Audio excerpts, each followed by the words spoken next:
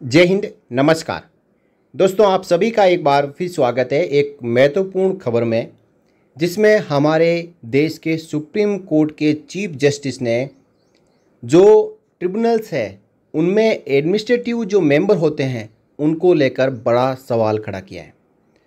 आप हमेशा जब भी ट्रिब्यूनल्स के फैसले आते हैं तो उसमें देखते हैं कि एक उसमें जस्टिस होते हैं, जैसा आप एक फैसला अपनी स्क्रीन पर देख पा रहे हैं, जस्टिस अनु मल्होत्रा जो मेंबर है जुडिशियल, और दूसरे हैं रसिका चौबे मेंबर एडमिनिस्ट्रेटिव। यानी प्रशासनिक तंत्र की ओर से एक मेंबर इन फैसलों में होता है जो हमेशा यही अपनी बात रखता है कि ये फैसला सरकार के पक्ष में जाना चाहिए। जो पेटिशनर है, जिसमें कोई कर्मचारी हो सकता है, कोई पेंशनर हो सकता है, कोई सैनिक हो सकता है, कोई पूर्व सैनिक हो सकता है, उसके पक्ष में फैसले को जाने से रोकते हैं ताकि सरकार का जो फंड है, बजट है, पेंशन का या किसी का भी जो फैसला हो उस पे वित्तीय बोझ ना पड़े। इसीलिए चाहे एफटी हो, चाहे केट हो, चाहे एनजीटी हो, चाहे दूसरे कितने भी ट्रिब्यूनल्स हैं, उन सब में जुडिशियल मेंबर के साथ साथ में एक एडमिनिस्ट्रेटिव मेंबर भी लगाया जाता है। ये वित्त विभाग, वित्त मंत्रालय या पीसीडीए, सीजीडीए के कोई सेवानिवृत्त अधिकारी होते हैं।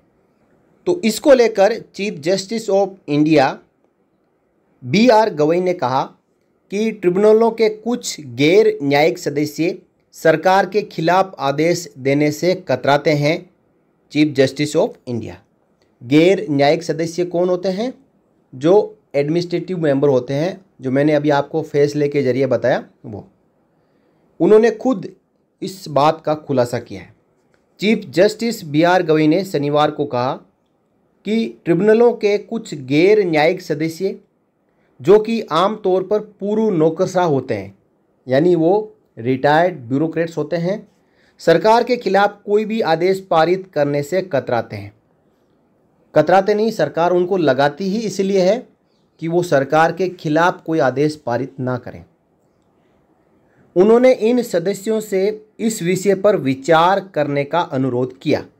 यानी chief justice of India BR Gavai ने कहा कि ये जितने भी एडमिनिस्ट्रेटिव मेंबर ट्रिब्यूनल्स में लगे हुए हैं वो इस बात पे विचार करें, चीफ जस्टिस ऑफ इंडिया की कही बात पे विचार करें कि क्या आप सरकार के खिलाफ कोई फैसला दे सकते हैं। केंद्रीय प्रशासनिक न्यायाधिकरण यानी केट के 2025 के 10वें अखिल भारतीय सम्मेलन में चीफ जस्टिस ऑफ इंडिया ने कानून मंत्री अर्जुन राम मेघवाल और प्रधानमंत्री कार्यालय में राज्य मंत्री जितेंद्र सिंह की मौजूदगी में ट्रिब्यूनलों और न्याय वितरण प्रणाली से जुड़े विभिन्न मुद्दों को उठाया। प्रधान न्यायाधीश ने कहा कि प्रशासनिक ट्रिब्यूनल न्यायालयों से भिन्न होते हैं क्योंकि वे कार्यपालिका और न्यायपालिका के बीच एक विशेष स्थान रखते हैं। उनके कई सदस्य प्रशासनिक सेवाओं से आते हैं, अन्य न्यायपालिका से आते हैं। कहा कि ये विविधता एक ताकत है क्योंकि ये न्यायिक कौशल और प्रशासनिक अनुभव को एक साथ लाती है, लेकिन ये आवश्यक है कि सदस्यों को प्रशिक्षित किया जाए और पात्रता तथा आचरण के समान मानकों का पालन कराया जाए। यहाँ पे चीफ जस्टिस ऑफ इंडिया ने कहा कि ये बहुत ही ज़्यादा ज़रूरी है कि जुडिशियल मेंबर के साथ साथ में एडमिनिस्ट्रेटिव मेंबर भी इन फैसलों में हो, जो कानूनी राय रखते हैं वो अपने कानून के अनुसार फैसलों को पारित करने की कोशिश करें, लेकिन कहीं पे कोई रूल पॉलिसी या कोई नियम में कहीं ऐसा लिखा हो तो ये जो प्रशासनिक मेंबर होते हैं ये उनके बारे में जुडिशियल मेंबर को बताएं ताकि सही से फैसला पारित हो। लेकिन ऐसा ना हो कि यदि कानून में ये लिखा हो उसके अनुसार ही फैसला पारित होने जा रहा हो, फिर भी ये प्रशासनिक सदस्य सरकार के खिलाफ फैसला सुनाने से कतराते हो।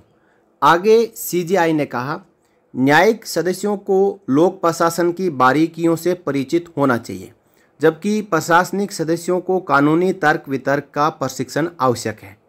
दोनों बातें सही है जो मैंने अभी बताई। अब इसके साथ कहा कि मेरी बात को अन्यथा न लें, क्योंकि आजकल आपको पता ही नहीं होता कि आप क्या कह रहे हैं और इंटरनेट मीडिया पर क्या आ रहा है। हाल ही में चीफ जस्टिस ऑफ इंडिया का विष्णु भगवान को लेकर एक जो टिप्पणी की गई थी उसके ऊपर सोशल मीडिया में काफ़ी बवाल मचा हुआ है और उसी के बात को तोड़ मरोड़ के पेश किया गया होगा। तो यहाँ पे उन्होंने पहले ही कह दिया कि मैं जो ये बात कह रहा हूँ इसको आप अन्यथा न लें, यानी तोड़ मरोड़ के सोशल मीडिया में पेश ना करें। उन्होंने आगे कहा कि न्यायिक शिक्षाविदों द्वारा आयोजित नियमित कार्यशालाएं, सम्मेलन और प्रशिक्षण कार्यक्रम इस संबंध में अमूल्य साबित हो सकते हैं और ट्रिब्यूनलों के सदस्यों की प्रभावशीलता को काफ़ी बढ़ा सकते हैं। चीफ जस्टिस ऑफ इंडिया ने ट्रिब्यूनलों के निर्णयों के खिलाफ अपीलों की बढ़ती संख्या पर भी चिंता व्यक्त की।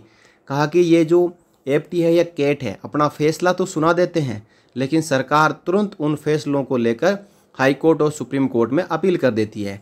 केंद्रीय कार्मिक राज्य मंत्री जितेंद्र सिंह ने कहा कि सरकारी कर्मचारियों से संबंधित सेवा मामलों में हाई कोर्टों में दायर अनावश्यक अपीलों से बचने के उपाय खोजने की जरूरत है। उन्होंने सभी पक्षों से आग्रह किया कि कैट को अपने मूल कार्य को पूरा करने में मदद करें। देखिए, जब केंद्रीय राज्य मंत्री खुद कह रहे हैं कि अपीलों से बचने के लिए उपाय खोजने की ज़रूरत है, तो वो खुद सरकार में है, वो ऐसी कोई पॉलिसी ला सकते हैं कि किन फैसलों को हाई कोर्ट और सुप्रीम कोर्ट में ले जाना है, वो अपील करना है, और कौन से ऐसे फैसले हैं जिनको हमें एफटी या कैट या दूसरे जो ट्रिब्यूनल हैं उनके आदेशों को मान लेना है। देखिए, ये सरकार की नीति है कि वो कौन से फैसले आगे ले जाती है, कौन से नहीं ले जाती है। लेकिन मौजूदा समय में किसी भी कर्मचारी, पेंशनर, सैनिक, पूर्व सैनिक को यदि एफटी, कैट या दूसरे ट्रिब्यूनल द्वारा फैसला सुना दिया जाता है तो उस फैसले को चैलेंज किया जाता है। अब देखिए, जो कानून मंत्री है उन्होंने क्या कहा। कानून मंत्री अर्जुन मेघवाल ने कहा कि सरकारी विभागों में अदालती आदेशों को चुनौती देने की प्रवृत्ति पर अंकुश लगाने की जरूरत है। यहाँ पे कानून मंत्री भी यही बात कह रहे हैं। उन्होंने कहा कि कई बार अदालतों द्वारा ठोस फैसले दिए जाने के बावजूद सरकारी विभाग अपील दायर कर देते हैं। उन्होंने संकेत दिया कि कभी कभी अधिकारी अपनी जान बचाने के लिए अदालत या कैट के आदेशों को चुनौती देने के लिए अपील दायर करते हैं। इन्होंने जो है पूरा का पूरा जो मुद्दा है वो अधिकारियों के ऊपर थोप दिया कि कहीं अधिकारी जो विभाग में काम कर रहे हैं उन्होंने सही सबूत पेश नहीं किए या फिर फैसले में सही से उन्होंने प्रेजेंट होकर हियरिंग में भाग नहीं लिया, जिसकी वजह से फैसला सरकार के खिलाफ आ जाता है। तो अधिकारी बचने के लिए उसको अपील में ले जाते हैं, क्योंकि फैसलों में उनके द्वारा लिए गए निर्णयों पर सवाल उठाए गए होते हैं। उन्होंने कहा है कि कैट को ई फाइलिंग और डिजिटल सुनवाई जैसी तकनीकों का उपयोग करना चाहिए। उन्होंने सुप्रीम कोर्ट और हाई कोर्टों पर मुकदमों का बोझ कम करने में ट्रिब्यूनल की भूमिका की सराहना की। देखिए, बोझ तो कम होता है हाई कोर्ट और सुप्रीम कोर्ट पर तब कम होगा कि जब आप इन ट्रिब्यूनल के फैसलों को मानेंगे। इन ट्रिब्यूनल के फैसलों को तो मानते नहीं और फिर अपील दायर कर देते हैं, तो फिर ये ट्रिब्यूनल का काम क्या रह गया। ट्रिब्यूनल का काम केवल इतना रह गया, उनको पता है कि हम फैसला देंगे तो भी ये फैसला अपील में जाएगा। इसका मतलब एक एक्स्ट्रा काम बढ़ गया न्याय व्यवस्था पर कि वो पहले ट्रिब्यूनल में जाए, वहाँ से आदेश ले, फिर उसके खिलाफ अपील हो जाएगी हाई कोर्ट में। हाई कोर्ट में अपील खारिज होने के बाद सुप्रीम कोर्ट में हो जाएगी।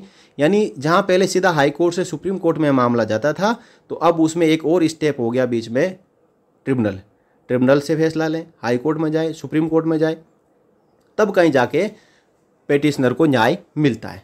तो दोस्तों, यहाँ पे chief justice of India BR Gavai साहब ने काफ़ी अच्छी बात कही कि जब ये जो ट्रिब्यूनल है फैसला सुना देते हैं तो इसमें जो प्रशासनिक मेंबर होते हैं, जो एडमिनिस्ट्रेटिव मेंबर होते हैं, उनको चाहिए कि सही कानूनी तर्कों और नियमों को रखें और सही फैसला सुनाएं। ऐसा नहीं कि आप सरकार के खिलाफ कहीं पे फैसला आ रहे हैं तो उस फैसले को सरकार के खिलाफ सुनाने से आप कतराएं। ऐसा ना करें ताकि पेटिशनर को सही न्याय मिले। आप इस बात से सहमत हैं, चीफ जस्टिस ऑफ इंडिया की बात से सहमत हैं, तो इस वीडियो के कमेंट बॉक्स में अपनी बात जरूर रखें, सहमति दें और साथ ही साथ इस वीडियो को आप शेयर जरूर करें। इस वीडियो में इतना ही, फिर मिलेंगे अगले वीडियो में। तब तक के लिए जय हिंद, जय भारत, वंदे मातरम।